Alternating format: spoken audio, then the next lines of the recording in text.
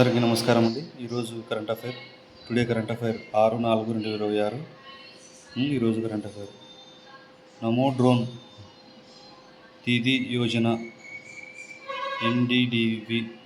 ఎన్డీడీవై కింద డ్రోన్ పైలట్లుగా శిక్షణ ఇవ్వడంలో ఏ రాష్ట్రం దేశంలో అగ్రగామిగా నిలిచింది?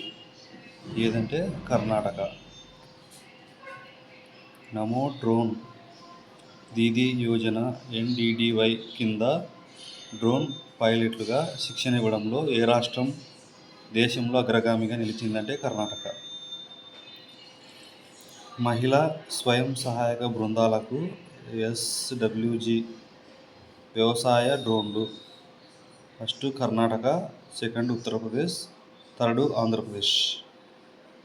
మహిళా స్వయం సహాయక బృందాలకు ఎస్డబ్ల్యూజీ వ్యవసాయ డ్రోన్లు. First Karnataka, second Uttar Pradesh, third Andhra Pradesh. Oxford యూనివర్సిటీకి చెందిన బాడ్లియన్ లైబ్రరీ ఏ గ్రంథాన్ని బ్రిటన్ వ్యాప్తంగా ప్రదర్శనకు పెట్టింది? ఏదంటే శిక్షాపత్రి గ్రంథం. ఆక్స్ఫర్డ్ యూనివర్సిటీకి చెందిన బాడ్లియన్ లైబ్రరీ ఏ గ్రంథాన్ని బ్రిటన్ వ్యాప్తంగా ప్రదర్శనకు పెట్టిందంటే శిక్షాపత్రి గ్రంథం. ఈ గ్రంథం రచించి 200 ఏళ్ళు పూర్తయింది. ఈ గ్రంథంలోని శ్లోకాలు అహింస, నిజాయితీ, శాకాహారం, శాంతి వంటి అంశాలు. ఆక్స్ఫర్డ్ యూనివర్సిటీకి చెందిన బాడ్లియన్ లైబ్రరీ ఏ గ్రంథాన్ని బ్రిటన్ వ్యాప్తంగా ప్రదర్శనకు పెట్టిందంటే శిక్షాపత్రి గ్రంథం. ఈ శిక్షాపత్రి గ్రంథం రచించి 200 ఏళ్ళు పూర్తయింది. ఈ శిక్షాపత్రి గ్రంథంలో శ్లోకాలు అహింస, నీతి, నిజాయితీకి, శాకాహారం, శాంతి వంటి అంశాలకు ప్రసిద్ధి చెందింది.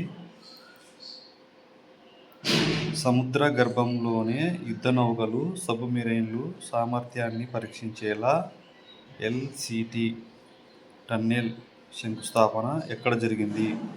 ఎక్కడ అంటే విశాఖపట్నం.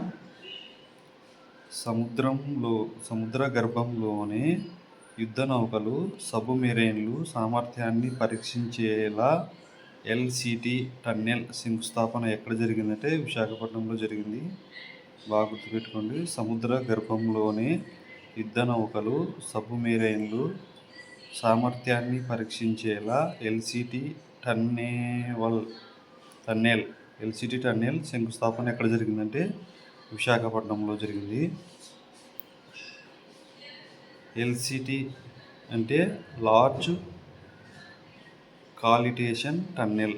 ఎల్సిటి ఫుల్ మీన్స్ ఏమంటే లార్జ్ కాలిటేషన్ టన్నెల్ అన్నమాట.